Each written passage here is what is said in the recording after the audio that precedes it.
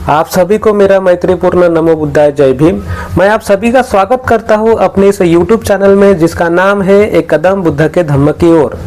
और आशा करता हूं कि आप सभी लोग स्वस्थ होंगे, कुशल मंगल होंगे और बुद्ध और उनका धम्म बाबा साहब ने लिखी किताब निश्चित तौर पे पढ़ रहे होंगे और उसका अपने जीवन में आचरण भी कर रहे होंगे। एक अच्छा व्यक्ति बनने की आपकी जो कोशिश है वो जारी होंगी और हमारे वीडियोस भी आपकी मदद जरूर कर रहे होंगे एक अच्छा व्यक्ति बनने के लिए।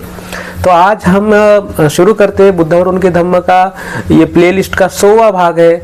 आज हम 100वां भाग की ये जो शूटिंग कर रहे हैं, मुझे आप लोगों को धन्यवाद देना चाहूँगा कि आप लोग अभी तक बने हैं हमारे साथ में और आशा भी करूँगा कि आप इस YouTube चैनल को और आगे बढ़ाइए और आपका सहयोग इससे भी आगे प्राप्त होता रहेगा, मिलता रहेगा।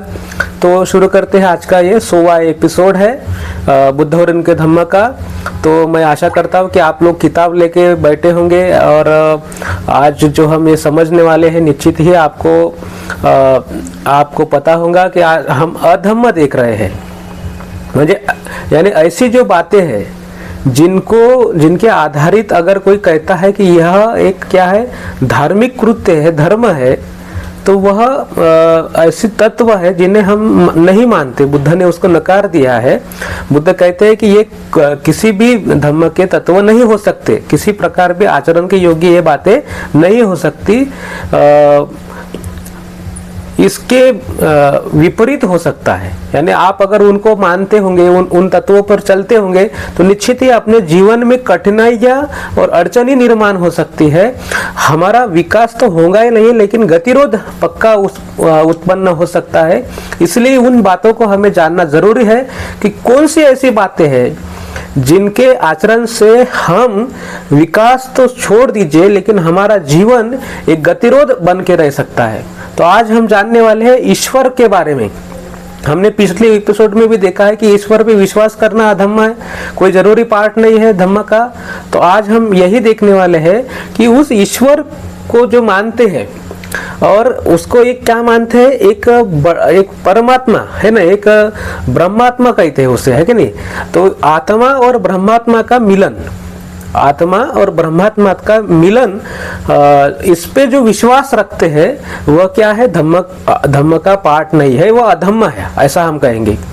क्या है वो, एक अधम्म है। आप इस पे जरा भी विश्वास मत करिए, क्योंकि हम ऐसे तथ्यों पे, हम ऐसे बातों पे अगर विश्वास करके हमारा जीवन यापन करते हैं तो निश्चित ही हमारे जीवन में गतिरोध और मूढ़ता यानी एक ठहराव, स्थिरता यानी ठहर गया आपका जीवन। जैसी स्थिति में वैसे ठहर गया, आप विकसित नहीं हो सकते, पीछे जाएगा जीवन। तो कहा जाता है बुद्ध के समय में भी ऐसे विचारों के लोग थे जिन्हें वेदांत कहते हैं। उनका कहना है कि ब्रह्मात्मा होता है, एक सृष्टि में एक ऐसी शक्ति काम करती है जिसे ब्रह्मात्मा कहते हैं। तो यह ब्रह्मात्मा और जीवात्मा यानी अपने एक व्यक्ति के अंदर जो जीवात्मा है, आत्मा है, उसका और ब्रह्मात्मा ये एक ही है। जब हम ऐसा सोचते हैं तब क्या होता है कि तब हम इस जीवन से मुक्त होने लगते हैं।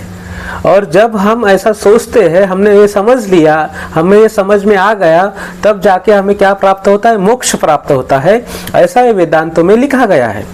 जीवात्मा और ब्रह्मात्मा का एकीकरण, मिलन हमें मोक्ष प्राप्त कराता है, ऐसा कहना है उन लोगों का।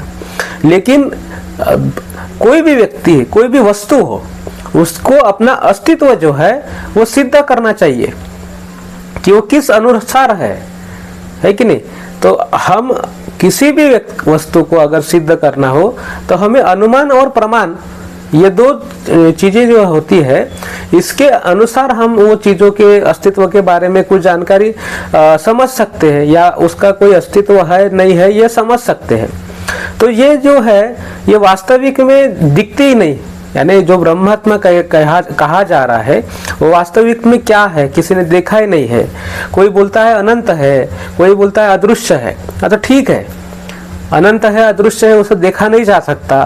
तो मान लीजिए कि यह जो प्रमाण है हम नहीं सिद्ध कर सकते डायरेक्ट। तो हम सीधा तो नहीं दिखा सकते कि ये है ब्रह्मात्मा, ये जीवात्मा, ये आत्मा, जो कुछ भी हो, है ना।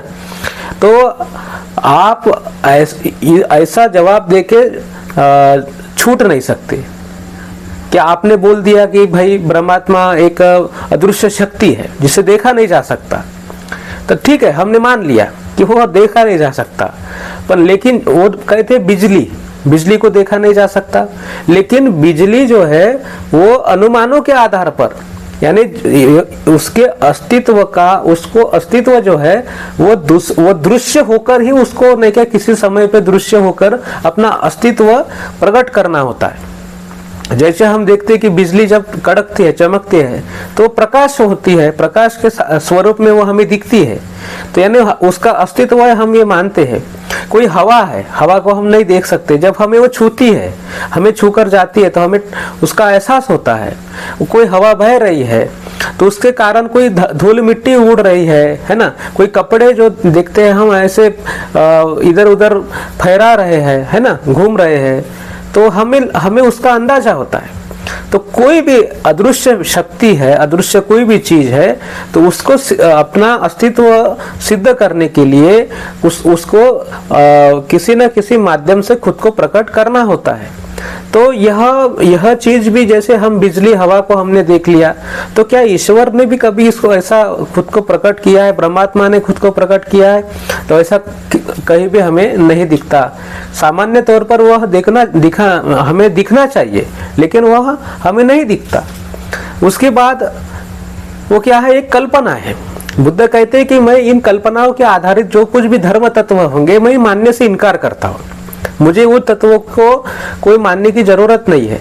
आप ऐसे मिथ्या दृष्टि, यानी जो ये क्या है, मिथ्या विचार है, ये काल्पनिक विचार है।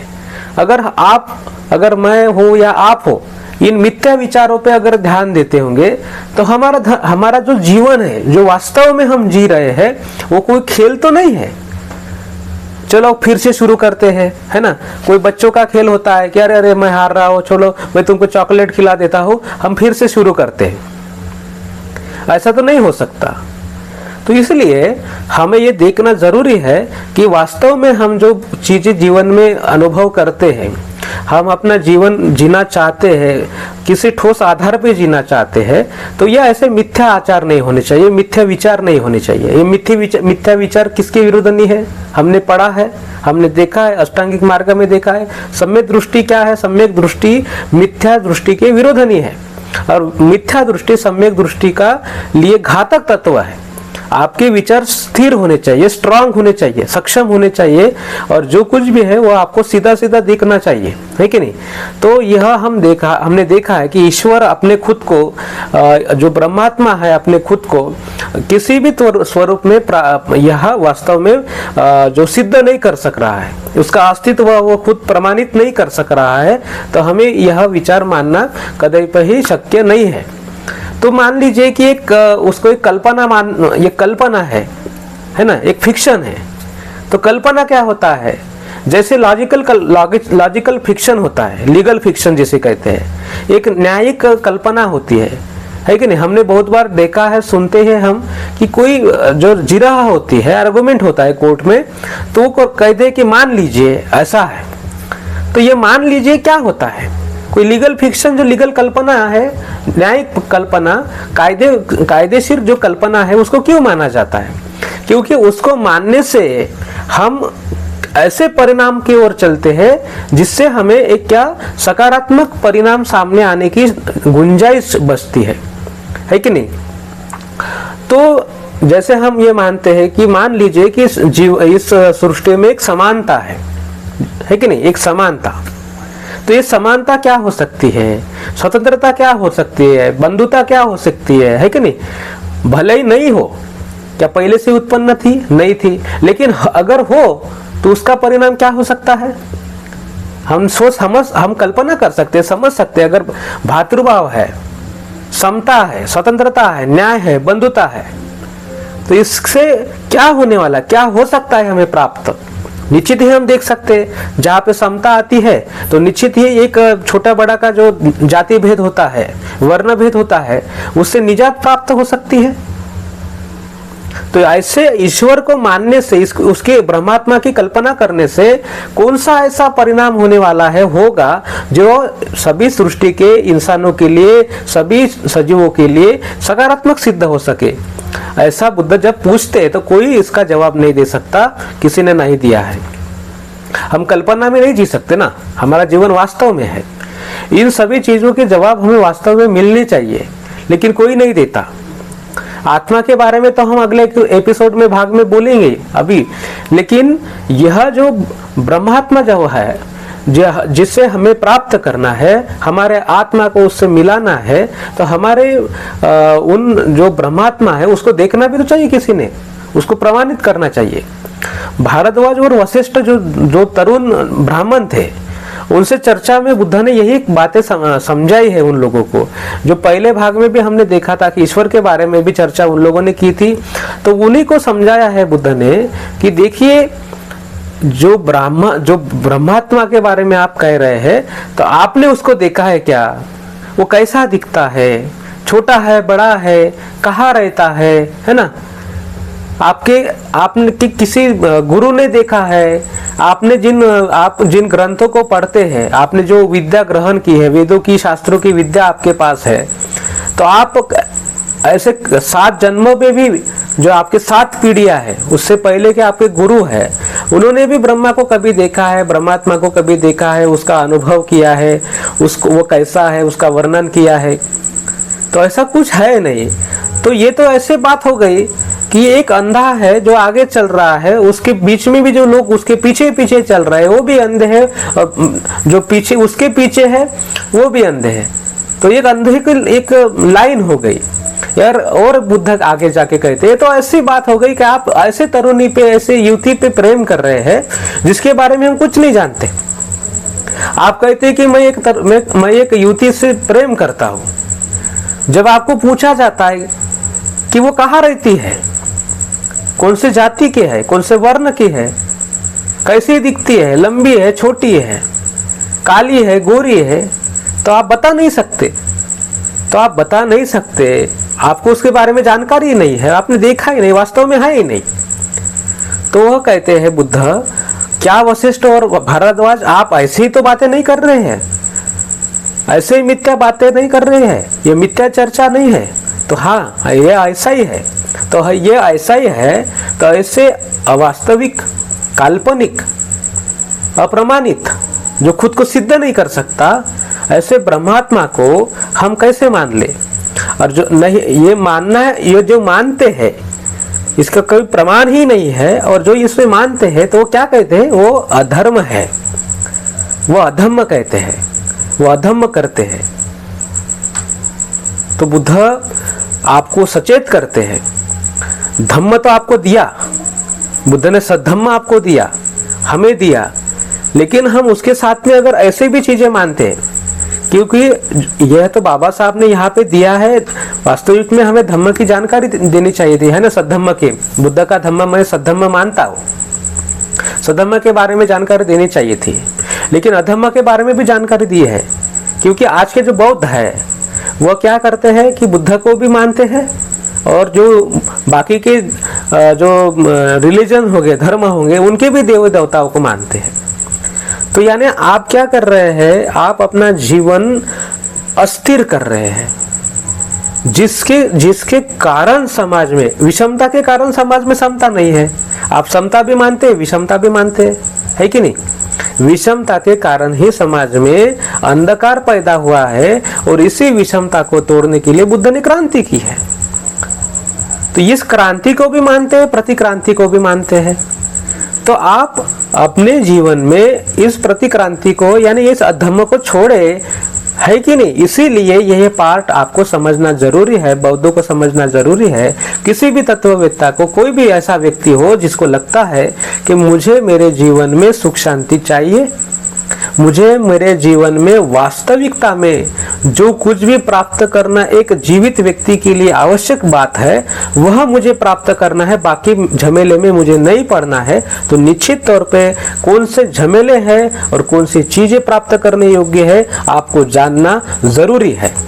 इसीलिए धम्म भी बताना जरूरी है और अधम्म भी बताना जरूरी है कि नहीं? तभी जाके आप ऐसी चीजों से छुटकारा पाएंगे। नहीं तो आपको लगता है कि अरे ये तो अच्छी बात है, मैं तो अंधेरे में जा रहा हूँ, भगवान का नाम लेके जा रहा हूँ, ईश्वर का नाम लेके जा रहा हूँ, तो मेरा रास्ता कट रहा है। तो आपकी जो अंदर की भीति है, डर है,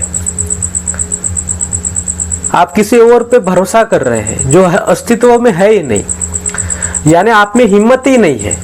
तो इस हमें पता है, चोरों को पता है, दरोडेखोरों को पता है, वो ऐसी स्थिति में आपको रास्ते में गांठ के पकड़ के आपसे जो कुछ भी चीजें, यानी जो कुछ भी आपके पास में मूल्यवान चीजें होंगी वो लूट सकता है, क्योंकि आप तो पहले ही घबराए हुए हैं। आप तो घर से निकलते ही आप क्या करेंगे, भगवान का, ईश्वर का नाम लेना शुरू कर देते हैं। तो आपके अंदर हिम्मत ही नहीं है, आप घर से निकलते, जो व्यक्ति इस ऐसे थोतांड पे, मिथ्या दृष्टि पे भरोसा नहीं करता, वो खुद ही जो है ना घर से निकलने से पहले अपनी व्यवस्था करेगा। निश्चित तौर पे मैं जा रहा हूँ, अंधेरे में जा रहा हूँ, अकेला जा रहा हूँ, तो मेरे सामने ऐसे ऐसे समस्याएं निश्चित तौर पे आ सकती है, तो क्या मैं प्रिपेयर हूँ, क्या मैं तैयार हूँ इसके लिए? वो खुद उसकी जांच करेगा, वो वैसी परिस्थिति, वो ऐसा एक नियोजन करेगा कि मुझे ऐसी परिस्थितियों का सामना ना करना पड़े, है कि नहीं? तो इस तरह से जब हम ये अधर्म छोड़ते हैं, तब जाके संसार में जो होना चाहिए, वास्तविकता में जो हमें प्राप्त होना चाहिए, वह हमें मिलता है। नहीं तो गतिरोध, मैंने जैसा कहा पहले ही वीडियो की शुरुआत में, गतिरोध उत्पन्न होता है, आपके खुद के जीवन में गतिरोध उत्पन्न होता है। तो मैं आशा करता हूँ कि आप मेरी ये जो बातें हैं, यह आपके समझ में आए होंगी कि ये जो ब्रह्मात्मा जो कहा जाता है, हमें हमारे जीवन में, यानी इससे क्या हो रहा है कि इससे संसार में जो है ना पूरा एक अराजक परिस्थिति निर्माण हो रही है। ब्रह्मा, ईश्वर, इससे जुड़े हुए अनेक कल्पना उत्पन्न होती है। पहले वीडियोस में भी मैंने इसके बारे में चर्चा की है। जैसे क्रियाकर्म हो गए, कर्मकांड हो गए, पूजा अर्चा हो गई, होम हवन हो गए, तो ये तो जीवन भर चलते रहता है। फिर जिसके जो काम आपको करना होता है वो आप करते नहीं, जो नहीं करना चाहिए वो करते रहते हैं, है कि नहीं? तो आशा करता हूँ आपको ये बातें समझ में आई होंगी। कुछ आपके सवाल हो तो निश्चित ही कमेंट्स में लिखिए। इस आई बटन पे क्लिक करके बुद्ध और उनके धम्म के बाकी के वीडियोस आप देख सकते हैं, प्रासंगिक के वीडियोस आप देख सकते हैं। और इस जो वीडियो है इसको लाइक करिए, शेयर करिए अपने दोस्तों, मित्रों और परिवार के लोगों के साथ में, ताकि उनको भी प्रेरणा मिले एक अच्छा व्यक्ति बनने के लिए। उनकी कोशिश रहे कि वो एक अच्छा व्यक्ति बने। चैनल को सब्सक्राइब करिए ताकि अपनी जो एक टीम है, मैंने जैसे पहले ही कहा कि ये 100वां वीडियो है, 100 एपिसोड हमने बना लिए बुद्ध और उनके धम्म के। पिछले मई में हमने शुरू किया था ये चैनल, 1 मई को इसका पिछले साल जो हमने इनॉग्रेशन किया, शुरू किया, तो आज लगभग 1 साल हो गया है। और 1 साल में हमने बुद्ध और उनके धम्म के ये 100 वीडियोस हमने आज ये यहाँ पे बनाए हैं। कुछ प्रासंगिक भी वीडियोस आपने प्रासंगिक प्लेलिस्ट में देखिए, है ना? तो आप बने रहे हैं आज के इस यानी आपने साथ दिया है, तो मैं आपका शुक्रिया अदा करता हूँ कि आप, और आपसे एक निवेदन करता हूँ कि अपनी ये जो टीम है एक कदम बुद्ध के धम्म की ओर, ये हमें बढ़ानी चाहिए। आज लगभग 426 इस चैनल के सब्सक्राइबर है, और आप सब लोगों के प्रेम के कारण ही 1000 से ज़्यादा घंटे आपने इस YouTube चैनल को सुना है। 1100 घंटों से ज़्यादा, ये कोई कम नहीं होता कि मैं आपका, मुझे प्रेरणा मिलती है कि आपने आपके 1100 घंटे मुझे दिए हैं सुनने के लिए। तो यह मेरे लिए बहुत ही प्रेरणादायी है। मैं आशा करता हूँ कि आप अपने परिजनों को भी इस चैनल से जोड़े। कोई आपके पैसे तो नहीं लगता ना अपने चैनल को सब्सक्राइब करने के लिए, और सीधा बुद्ध का जो धम्म है मैं कोशिश कर रहा हूँ, तो मैं आपके पास, आपके मोबाइल तक पहुँच सकता हूँ, है ना? आपको कहीं जाने की ज़रूरत नहीं होती। तो निश्चित ही मैं आपसे निवेदन करता हूँ कि आप वीडियोस को जरूर सुने, चैनल को सब्सक्राइब करें, अपने परिजनों को, मित्रों को आप सजेस्ट करें कि चैनल को सब्सक्राइब करने के लिए, वीडियोस देखने के लिए। क्योंकि जब हम अच्छा व्यक्ति बनते हैं, इस विश्व की नैतिक व्यवस्था अच्छी बनने में मदद होती है। और इस विश्व की नैतिक व्यवस्था अगर अच्छी बनती है तो हमें जो अनायास परिश्रम करना पड़ रहा है कि नहीं, तो वो परिश्रम खत्म हो जाएगा, संसार एक सुख का एक केंद्र बन जाएगा। तो अंत में आप सभी लोगों के प्रति मैं मंगल कामनाएं व्यक्त करता हूँ और अपने वाणी को देता हूँ विराम। नमो बुद्धाय, जय भीम।